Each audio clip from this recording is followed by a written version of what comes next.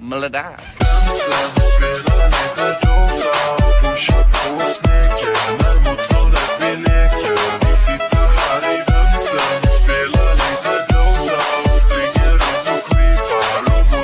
Setelah mendapatkan XP dan berhasil naik level, Ryu Hanbin melanjutkan perburuannya. Targetnya kali ini, anjing neraka level 3. Makhluk buas yang dikenal ganas dan tak kenal ampun. Dengan kemampuan baru yang diperoleh saat naik level keahlian yaitu Side Slash, Ryu Hanbin kini lebih percaya diri menghadapi tantangan di depan mata. Aku terus menghadapi anjing neraka yang terus berevolusi, gumamnya dalam hati. Anjing neraka level 3 kini menjadi lawan yang harus dihadapi. Makhluk ini memiliki kekuatan setara dengan seorang warrior pemula tanpa perlengkapan. Tubuhnya berwarna merah pekat, dengan gigi besar dan tajam, mata menyala merah, serta rambut kuning yang menjulang di sepanjang punggungnya membuat penampilannya tampak semakin menyeramkan.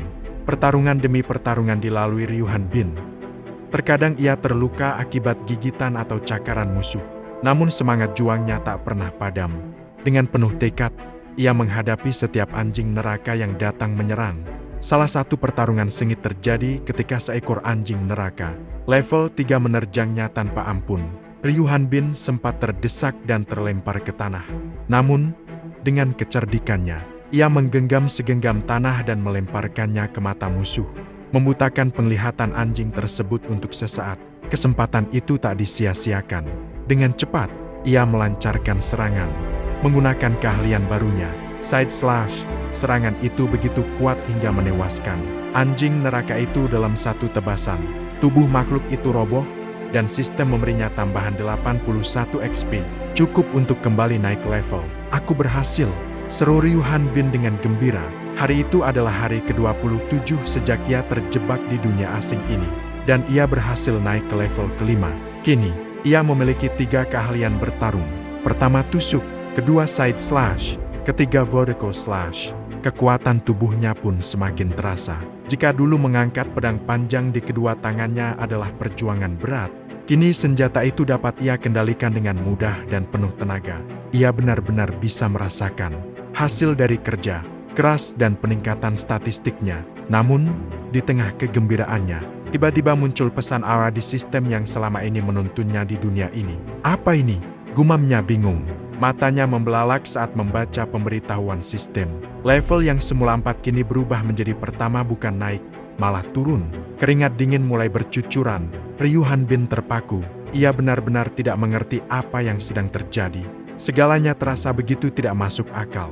Usahanya, pertarungannya, keahliannya semua tampak sia-sia jika sistem ini terus mengacau. Kenapa? Apa maksudnya ini? Bisiknya dengan suara gemetar. Kebingungan dan ketidakpastian kini mengisi pikirannya. Apa arti semua ini? Apakah ini hanya kesalahan sistem? Atau ada sesuatu yang lebih besar yang belum ia ketahui? Walaupun Ryu Hanbin terlihat panik, ia berusaha tetap tenang. Sambil tertawa kecil, ia bergumam, hahaha, deadline-nya awal lagi. Itu cuma pesan, kan? Apakah pesan pop-up level bisa disadap? Ia lalu membuka status window. Namun, setelah melihatnya, Hanbin benar-benar panik. Ternyata levelnya benar-benar turun ke level pertama. Anehnya, skill dan status fisiknya tidak berkurang. Mencoba menenangkan diri, ia berkata pelan, tenang, aku harus tetap tenang. Jadi, aku kembali ke level 1, tapi status dan skillku tidak berubah. Masih seperti sebelumnya. Ryu Hanbin mulai menganalisis situasi. Tempat ini zona aman, jadi itu berarti anjing neraka juga level 1, bukan? Kalau begitu, aku bisa mendapatkan status lebih mudah. Namun saat ia melihat musuhnya, wajah Ryu Hanbin berubah drastis. Dengan ekspresi terkejut, ia berseru, ini, brengsek, luar biasa. Anjing itu memang level 1, tapi kekuatannya justru lebih besar dari sebelumnya. Dugaan Ryu Hanbin ternyata salah. Anjing-anjing neraka itu memang turun ke level 1, namun kekuatan mereka justru meningkat. Mereka menjadi lebih buas, lebih ganas, dan lebih sulit dikalahkan. Namun Ryu Hanbin bukanlah orang yang mudah menyerah. Ia bertarung mati-matian, mempertaruhkan nyawanya dalam setiap pertarungan. Ia berhasil membunuh 1 ekor anjing neraka level 1, yang kekuatannya tidak masuk akal. Dalam hati, Ryu Hanbin bergumam, setiap pertarungan ini selalu tentang hidup dan mati. Setelah mengalahkan monster itu, sistem menaikkan levelnya menjadi level keempat, tapi begitu ia hendak naik ke level 5, levelnya tiba-tiba turun kembali ke level 1, menjadi swordsman level 1. Situasi itu terus berulang. Ryu Hanbin membunuh monster demi monster, naik ke level 4, lalu turun lagi ke level pertama, tidak peduli seberapa banyak monster yang ia habisi. Berapa kali ia mengulang, hasilnya tetap sama. Puluhan kali, ratusan kali, ribuan kali. Lingkaran yang menyiksa itu tak pernah berakhir. Tolong, aku mohon, biarkan aku naik ke level 5, biarkan aku keluar dari tempat ini, serunya dalam hati. Namun sistem hanya menjawab dengan satu hal. Tak ada jalan keluar, tak ada harapan. Ryu Hanbin mulai terpuruk dalam keputusasaan. Ia berteriak, marah, menangis, namun jawabannya selalu sama. Level 1. Kemudian, seekor anjing neraka berkepala 3 muncul.